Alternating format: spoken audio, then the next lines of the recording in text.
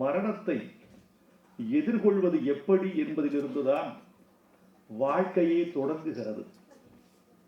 மரணத்தை எதிர்கொள்ளும் ஆற்றல், மரணத்தை எதிர்கொள்ளும் தைரியம், மரணத்தை எதிர்கொள்ளும் மனோபாவம் ஒய்ஜி மகேந்திரனுக்கு வாய்த்திருக்கும் என்று நான் நம்புகிறேன். காரணம், பரீட்சைக்கு நேரமாச்சு என்ற இந்த நாடகமே மரணத்தை ஒரு தந்தை எப்படி எதிர்கொள்வது என்பதுதான். இந்த நாடகம் கொடுத்த பலம், இந்த நாடகம் கொடுத்த ஊக்கம், ஒரு மரணத்தை நெஞ்சில் சுமந்து கொண்டு அதையும் தாண்டி இந்த கலைஞர்கள் சமூகத்துக்கு சந்தோஷம் கொடுத்துக் கொண்டிருக்கிறார்கள். அதுதான், தன் ஒரு கண்ணில் கண்ணீரை துடைத்துக் கொண்டு ஜனங்களின் சந்தோஷத்துக்காக எவன் ஆடுகிறானோ அவன்தான் உண்மையான கலைஞன். ஒய்ஜி மகேந்திரன் உண்மைக்கு பிறந்த உண்மையான கலைஞன். உங்கள் நடிப்பு பழுத்து விட்டது. உங்கள் நடிப்பு உங்கள் உடம்போடும் உங்கள் புலன்களோடும் சங்கமித்து விட்டது. உங்களில் இருந்த யாரும் நடித்ததாக தெரியவில்லை. நடிப்பு உங்களுக்கு அனிச்சை செயலாகிவிட்டது.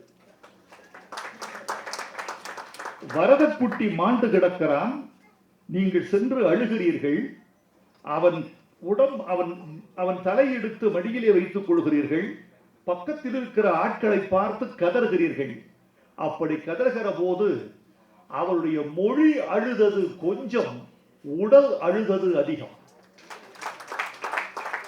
அந்த உடல் மொழி, தோளின் குலுங்கல், கன்னச்சதையினுடைய திமிரல், அவருடைய மொழியினுடைய கதறல் எல்லாம் கூடி இறந்து கிடந்தவன் உண்மையாகவே இறந்து விட்டானோ என்ற பதற்றத்தை எங்களுக்கு ஏற்படுத்துகிறது.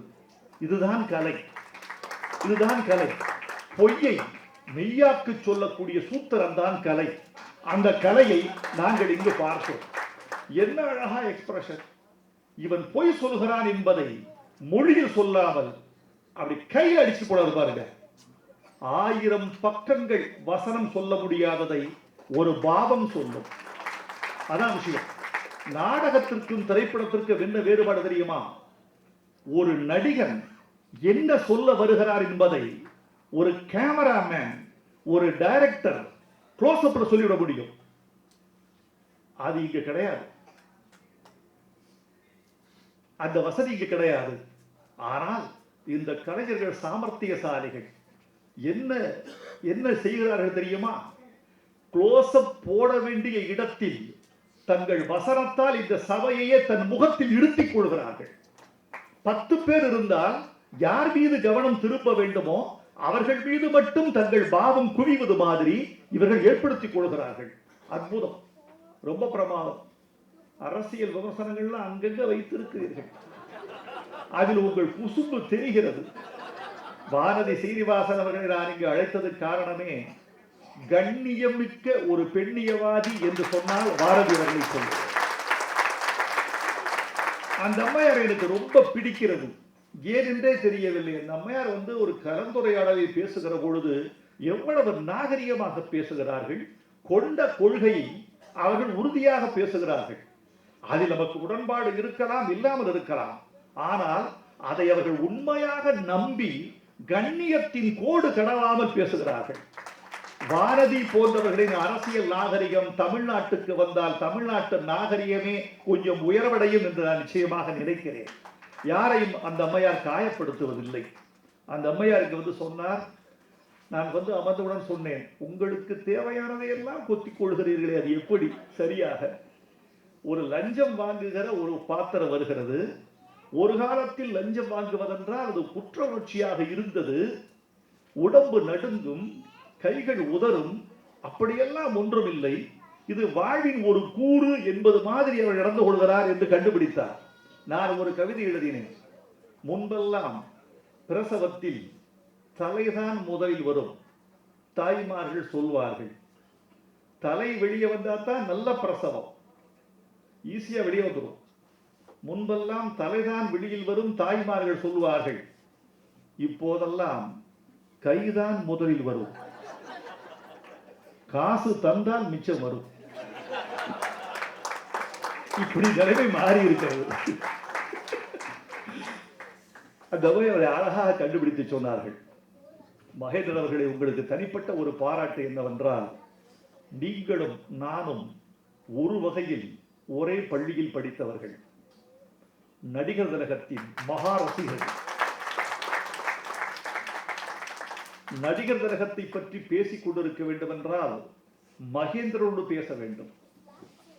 அவரோடு பேசினால் அவருடைய நுட்பம் என்ன, அசைவு என்ன, வசன உச்சரிப்பின் தொனி என்ன, ஒரு கேமராவுக்கும் அவருக்கும் உள்ள தூரம் என்ன, 3 வினாடியில் வெளிப்படுத்துகிற உணர்ச்சி என்ன, 3 நிமிடம் வரைக்கும் நிலைகொள்கிற உணர்ச்சி என்ன, தெய்வ மகனில் எப்படி நடித்தார், நவராத்திரியில் எப்படி நடித்தார், பரீட்சைக்கு நேரமாச்சு எப்படி, ஒவ்வொன்றாக அளந்து அளந்து ரசித்ததால் நல்ல ரசிகன், நல்ல கலைஞனாகிவிட்டார்.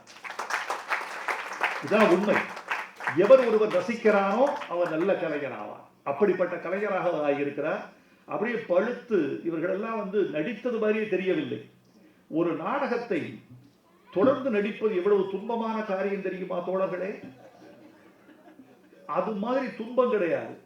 ஏனென்றால் நேற்று சொல்லிய அதே வசனம், நேற்று காட்டிய அதே பாவம், நேற்று நின்ற அதே தூரம், அதையே திருப்பி நடிக்கணும். இது திருப்பி நடிக்கணும். திருப்பி நடிக்கிற போது அவன் அதை நேசிக்கிறானா இல்லையா என்பது சபைக்கு தெரிந்துவிடும். இதுதான் முக்கியம். ஆமா, நீ அங்க வருவ, நான் இங்க நிற்பேன், நீ அப்படி சொல்லுவ, இப்படி சொல்லுவ, இவ்வளவுதானே. இப்படி சொல்லாமல் 61வது நாடக காட்சி நடிக்கிற பொழுது முதல் நாடகத்தில் காட்டிய உணர்ச்சியை அப்படியே காட்டுகிறார். அதை விட படுத்திருக்கிறார்கள். வரவக்குட்டி அம்மா, நீங்க ரொம்ப அழகா நடிச்சீங்க. உங்கள் நடிப்புக்கெல்லாம் கிடைத்திருக்கிற பரிசு தெரியுமா? லிங்குசாமி அவர்களின் பாராட்டும் வாக்குறுதியும். வாக்குறுதி என்ற வார்த்தையை நான் அழுத்தமாகவே உச்சரிக்கிறேன். லிங்குசாமி ஒரு நல்ல கலைஞர். எனக்கு தெரிந்து சினிமாவில் உண்மையாக இருக்கிற மிகச்சிலரில் அவர் ஒருவர். அவர் தயாரிப்பாளருக்கு தயாரிப்பாளர், இயக்குனருக்கு இயக்குனர், கவிஞருக்கு கவிஞர்.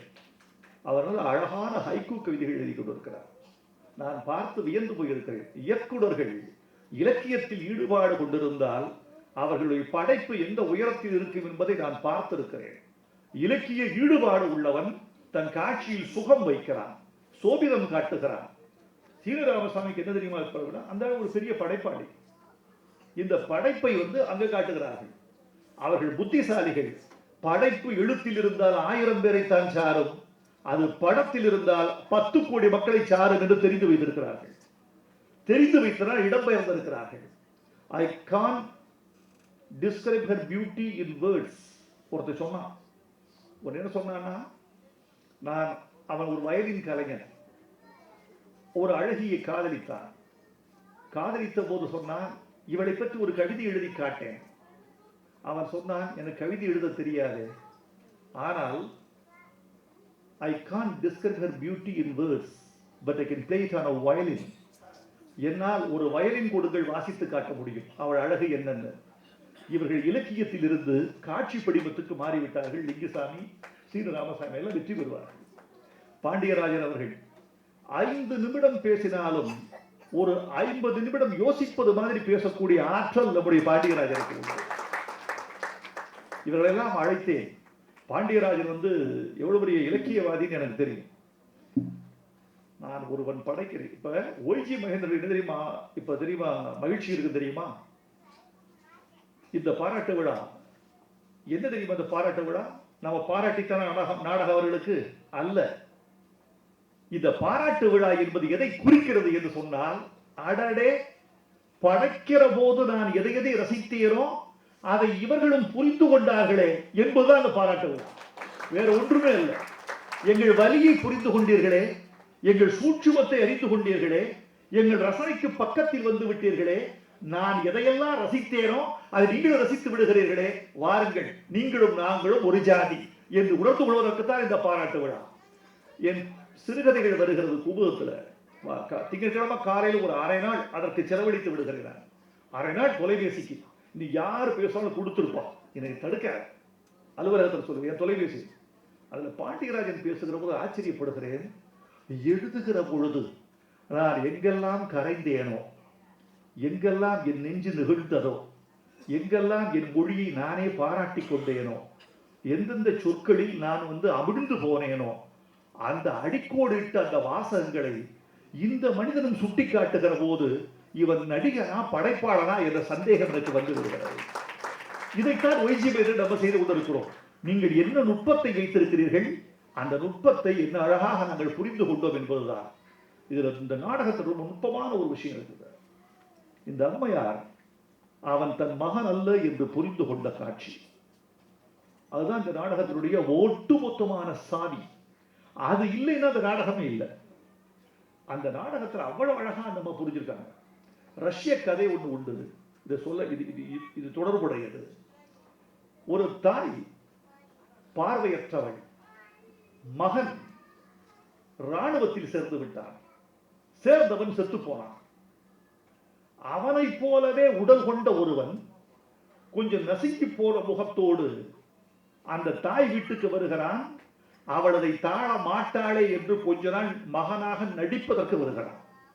ரஷ்ய கதை இது. வந்தவுடன் 10 நாள் தங்கி இருக்கிறான். தாய் மகன் என்று நம்புகிற மாதிரி நடிக்கிறான், உணவருந்துகிறான், அவளை தொட்டு பேசுகிறான், எல்லாம் செய்யறான். விடை பெறுகிற நேரம் வந்துருச்சு. அம்மா போயிட்டு வரட்டுமா? அம்மா சொல்றா, போயிட்டு வா மகனே, நீ யார் பெற்ற பிள்ளையோ.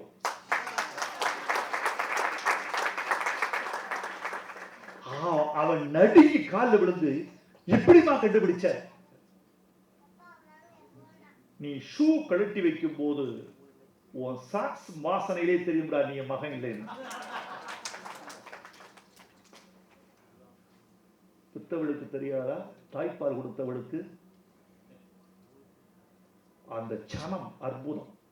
நீங்க நடிச்சீங்க அந்த கன்னட தம்பதிகள் ரொம்ப பிரபாகமா.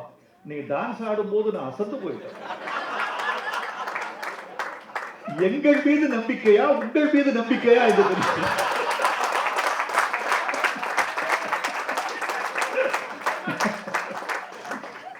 சுப்புனி கேரக்டர், அது சின்ன உடம்புல மூர்த்தி சிறிதென்றாலும் கீர்த்தி பெரிது. பாண்டியராஜன் கமெண்ட் தான் பிரமாதம். நான் என் உயரத்துக்கு பாராட்ட வேண்டும் என்றால் அவரைத்தான் பாராட்ட வேண்டும், நான் என் உயரத்துக்கு பாராட்ட வேண்டும் என்றால் மகேந்திரனைத்தான் பாராட்ட வேண்டும். மகேந்திரன் ரொம்ப மகிழ்ச்சி. ரொம்ப அழகா இந்து தர்மத்தை பத்தி சொன்னீங்க. இந்த நாடகத்தில் தர்மங்களா இருக்கட்டும், எல்லா மதமுமே ஒரு வாழ்க்கை முறைதான். இஸ்லாம் ஒரு வாழ்க்கை முறைதான், இந்து மதம் ஒரு வாழ்க்கை முறைதான், பௌத்தம் ஒரு வாழ்க்கை முறைதான், ஜைனம் ஒரு வாழ்க்கை முறைதான். எங்கு தெரியுமா சிக்கல்? இது வாழ்க்கை முறை என்று புரிந்து கொள்கிற வரைக்கும் தான் அது சிறந்தது. எங்கள் வாழ்க்கை முறைதான் சிறந்தது என்கிற போது சிக்கல் வருகிறது. அதை இன்னொருவன் மீது திணிக்கிற போது வன்முறை வருகிறது. எல்லா அவரவர் வாழ்க்கை முறையில் வாழ்ந்து விட்டு போங்கள், உங்கள் வாழ்க்கை முறையை யார் மீதும் திணிக்காதீர்கள் என்பது மட்டும்தான் இந்த நாடகத்தினுடைய உச்சம். எல்லாத்தையும் விட சிறந்தது இந்த நாடகத்தின் உச்சம் என்ன தெரியுமா? வாழ்க்கை காலம் தவறு செய்வதற்காகவே நகர்கிறது. இதுதான் உண்மை. காலம் தவறு செய்யத்தான் நகர்கிறது. மனிதன் மன்னிப்பதற்காகவே படைக்கப்பட்டிருக்கிறார். காலம் தவறு செய்ய படைக்கப்பட்டிருக்கிறது, மனிதன் மன்னிப்பதற்காகவே படைக்கப்பட்டிருக்கிறார். இதான் இந்த நாடகம். இந்த நாடகத்தின் இந்த செய்தி தமிழ் சமூகத்துக்கு சேர்ந்தால், இந்திய சமூகத்துக்கு சேர்ந்தால், ஏன் கடல் கடந்து மானுடத்திற்கெல்லாம் சேர்ந்தால் எவ்வளவு பெரிய மேன்மை கிட்டும். உங்களை ரொம்ப பாராட்டுகிறேன் மகேந்திரன்.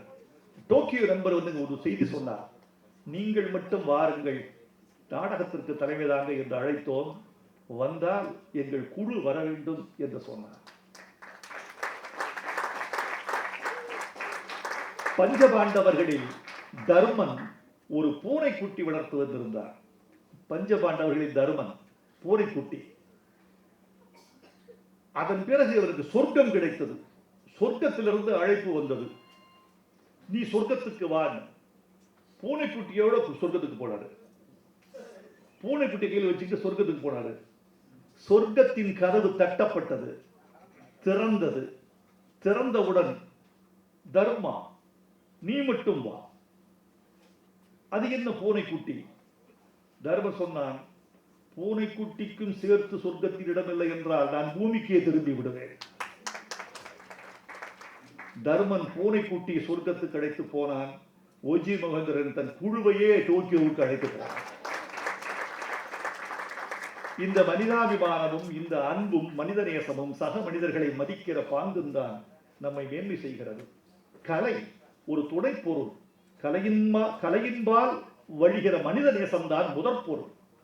கலை மனிதனை மேன்மை செய்கிறது, வாழ்வை மேன்மை செய்கிறது, லட்சியம் கொடுக்கிறது, கண்ணீருக்கு காரணம் சொல்கிறது, மரணத்தை புரிந்து கொள்ள செய்கிறது, ஜனனத்தை வரித்துக் கொள்ள செய்கிறது, நாளை என்ன என்பதை இந்த உலகுக்கு சொல்லிக் கொடுக்கிறது. மனிதன் பாமரன், கலைதான் கடவுள். கலை என்கிற கடவுள் வழியாக பாமரனுக்கு சொல்லிக் கொண்டே இருங்கள்.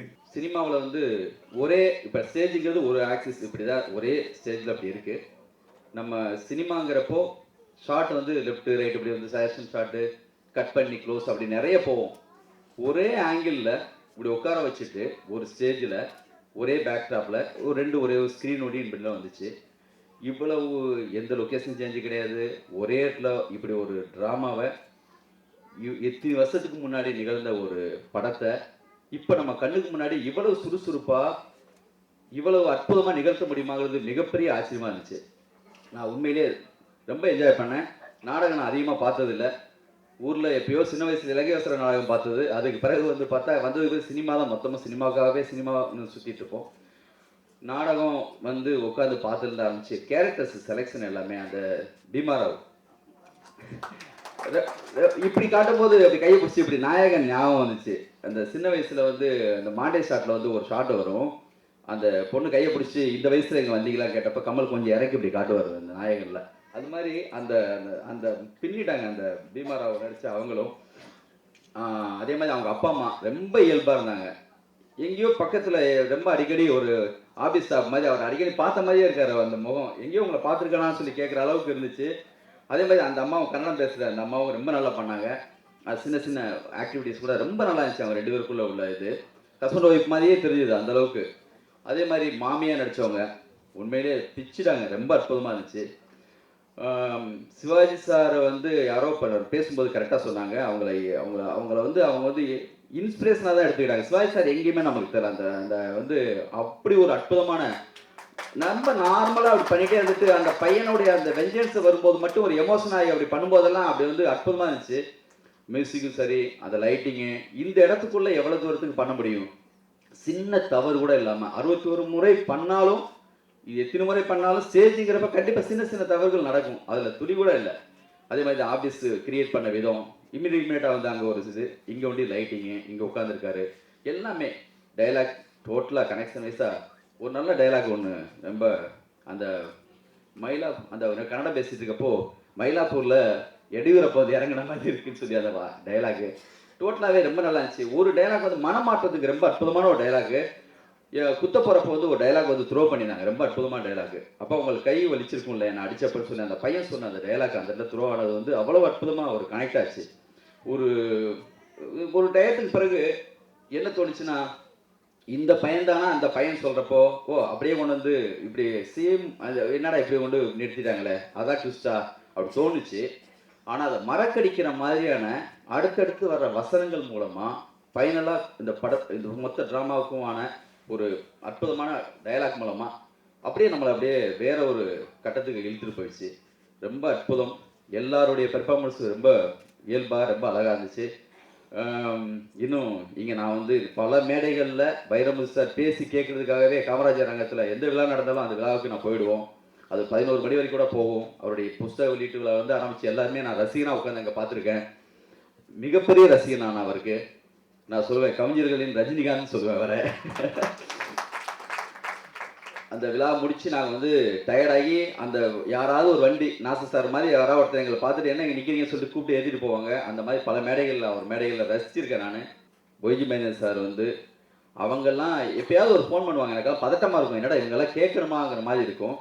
நிஜமா உண்மையாக சொல்கிறேன். இந்த மேடையில் வந்து நான் இதாக சொல்லலை. இனிமேல் அவங்க கேட்கவே தேவையில்லை. அவங்க வீடு தேடி நான் போவேன். சார் என் படத்தில் நடிங்க சார்னு. அது இந்த நேரத்தில் கொடுத்துக்கிற வாக்குறுதி. நிச்சயமாக இதில் நடித்த எல்லாருக்குமே எங்களுடைய படங்களில், எங்களுடைய நிறுவனத்தில் பண்ணுற படங்களில் கண்டிப்பாக வாய்ப்பு உண்டு. ஒய்ஜி மகேந்திரன் அவர்கள் தன் குருவாக திரு சிவாஜி அவர்களை தன் ஆழ் மனதில் நினைத்துக் கொண்டிருக்கிறார் என்று நான் கேள்விப்பட்டேன். அவர் நடிகர் திலகம் அவர்களை தன் குருவாக ஆழ் மனதில் பூஜிக்க அவரும் ஒரு நாள் குருவாக மாறுவார் என்பதுதான் காலத்தின் விதி. நான் பாலு மகேந்திராவின் மாணவன். இந்த நாடகத்தை பார்த்த பிறகு திரு ஒய்ஜி மகேந்திரா அவர்களுக்கும் மாணவனாக மாறிவிட்டேன். என் பிள்ளைகளும் அவர் பள்ளியின் மாணவர்கள். இந்த நல்ல சந்தர்ப்பத்தில் உங்களை சந்திப்பதற்கு வாய்ப்பை எனக்கு தந்த கவி பேரரசு அவர்களுக்கு என்னுடைய நன்றியை தெரிவித்துக் கொள்கிறேன். அவர் யாரையுமே விட்டு வைக்கல. மோடியில் ஆரம்பித்து பாரத பிரதமர் மோடி அவர்கள்ட்ட ஆரம்பித்து வைரமுத்து அவர்கள் வரைக்கும் வந்துட்டார். தாஜ்மஹால் கட்டினது யாருன்னு கேட்டால் வைரமுத்துவா அப்படின்னு கேட்டார். எனக்கு தெரிஞ்ச அவர் ஒரு கல்யாண மண்டபம் கட்டியிருக்காரு. அப்புறம் இன்னொரு விஷயம், அவர் தாஜ்மஹால் கட்ட மாட்டார். ஏன்னா அவர் யாருக்கும் சமாதி கட்டி பழக்கம் இல்லை.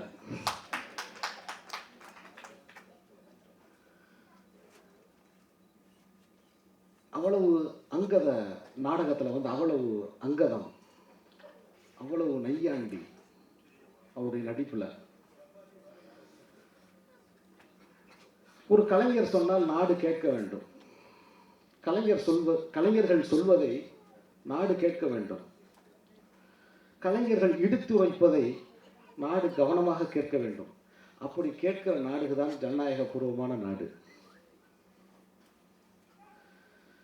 கலைஞர்கள் அச்சுறுத்தலின்றி வாழுகிற நாடுதான் ஜனநாயக பூர்வமான நாடு. இவ்வளவு பெரிய மக்கள் கூட்டம் இந்த இயக்குனர் நடிகரின் பின்னால், ஒய்ஜி மகேந்திரா அவர்களின் பின்னால் இருப்பதனால் அவர்கள் நோட்டீஸுக்கெல்லாம் பயப்பட வேண்டிய அவசியம் இல்லை. வருமான வரி மிரட்டலுக்கெல்லாம் பயப்பட வேண்டிய தேவையில்லை. துணிந்து தன் கருத்துக்களை அவர் சொல்லலாம். அந்த எக்ஸ்பிரஷன்ஸ், குறிப்பாக அவருடைய அந்த இறுதிக்கட்ட காட்சியாக இருக்கட்டும், ஆரம்பத்தில், ஏன்னா ஒரு நாடகத்தை நீங்கள் ஒரு என்டர்டைன்மெண்ட்டாக அவங்களுக்கு சொல்ல வேண்டிய கட்டாயம் இருக்குது. இல்லைன்னா நீங்கள் கவனிக்காமல் விட்டுருவீங்க.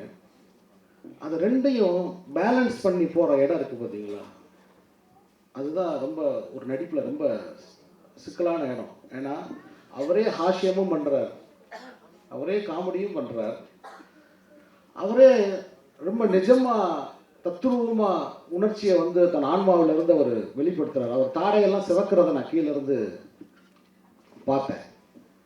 இது ரொம்ப ஒரு அபூர்வமான ஒரு தருணம் தான்.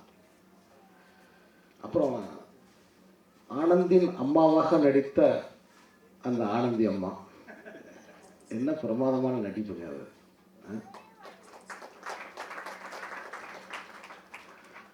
அந்த அம்மாவுக்கு வந்து எமர்ஜென்சி கால் அப்படின்னு அந்த அம்மாவுக்கு ஒரு பேர் இருக்கிறதா நான் கேள்விப்பட்டேன். ஏன்னா ஒரு நாடகத்தில் எல்லா கதாபாத்திரங்கள் பேசக்கூடிய வசனங்களையும் அவங்க மனப்பாடம் பண்ணி வச்சுருப்பாங்களாம். எப்போ ஃபோன் பண்ணி கூப்பிட்டாலும் அந்த கேரக்டர் அவங்க மாறி நடிச்சிருவாங்க அப்படின்னு பத்திரிகைகளில் நான் இது சம்மந்தமாக படித்தேன். நான் ஸோ நல்ல இந்த சந்தர்ப்பத்தில் ஒரு தடவை நான் கவி பேரரசு அவர்களை வந்து நான் தொலைபேசியில் தொடர்பு கொண்டு பேசும்போது, ஐயா குமுதத்தில் உங்கள் சிறுகதை வருது, திடீர்னு என்னையா சிறுகதை பக்கம் திரும்பிட்டீங்க அப்படின்னு கேட்டேன். உடனே அவர் சொன்னார், உழைச்சிக்கிட்டே இருக்கணும்யா, இயங்கிக்கிட்டே இருக்கணும்.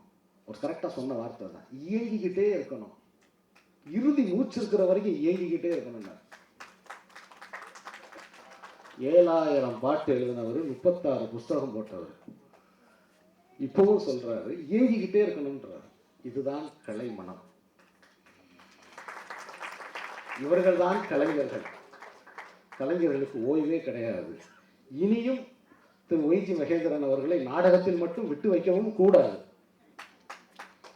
திரு லிங்குசாமி அவர்கள் சொன்னதைப் போல அவரும் என் படத்தில் நடித்தே தீர வேண்டும். நான் தாஜ்மஹால் போனதில்லை, ஆனால் இந்த வாணி மஹாலுக்குள்ளே வரும்போது கிடைக்கிற சந்தோஷம் வேறு எங்கேயுமே கிடைச்சதில்லை. ஏன்னா இங்கே வந்து ஒரு ஸ்டேஜ் ஏறி நான் நடிக்கிறதுக்கு பட்ட பாடு இருக்குல்ல, எனக்கு தான் தெரியும். ஒரு நாடகக்காரனா இன்றைக்கி அவ்வளோ சந்தோஷமாக இருக்குது. சைதாப்பேட்டிலேருந்து மாம்பழம் ஒரே ஒரு ஸ்டேஷன் தான், அதை கடக்கிறதுக்கு பட்ட பாடு அதுக்கு மேலே.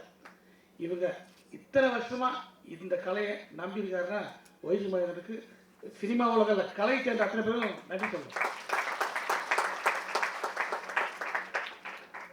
நாங்கள் நாடகம் போடும்போது ஸ்கூல் டேஸில் கீழே அரங்கத்தில் இதை விட பெருசு ஆடிட்டோரியம் ஃபுல்லாக நிரம்பி வழியும். பாடி வந்தானா அடி கிளாஸ் தான், அவ்வளோ சந்தோஷப்படுவாங்க. ஏன்னா கூப்பிட்டுருக்க அத்தனை பேரும் சொந்தக்காரங்க, ஃப்ரெண்ட்ஸ் தான்.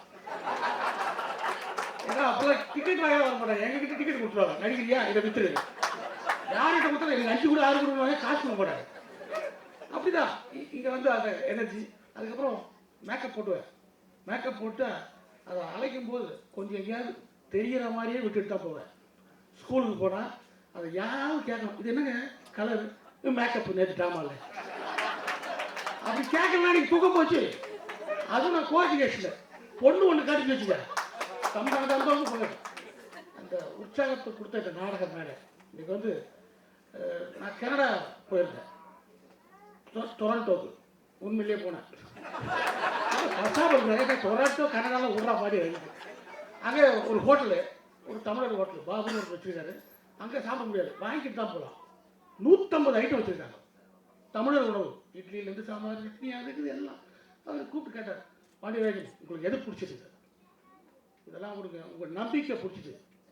கனடா நாட்டில் இங்கிலீஷ் பேசுறதுக்கு முன்னாடி இவ்வளோ தமிழ் உணவை எடுத்து வைக்கிறீங்கல்ல, அந்த நம்பிக்கை அதுதான் நான் மலையாள சாஸ்திரம் பார்க்குறேன்.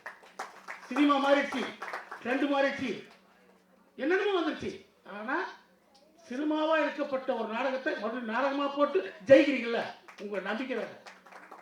அது இங்கே வரும்போதுலாம் கூட்டம் இருக்குமா பார்த்தா நிறைய எனக்கு இடம் கிடைக்கல, ஒரு சீட்டு பிடிச்சிட்டு கொடுத்தாங்க.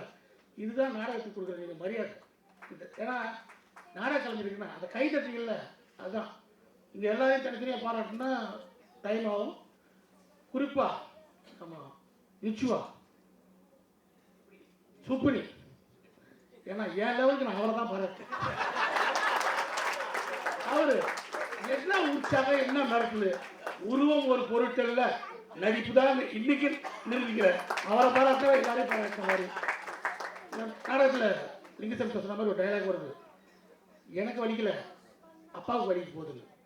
ஆக இப்போ சொல்கிறேன் அதே டைலாக் வச்சுக்க, உங்களை பாராட்டுனா இங்கே ஃபோட்டோவில் இருக்கார் அப்பா, அவருக்கு தான் அந்த பாராட்டு போய் சேர்த்து.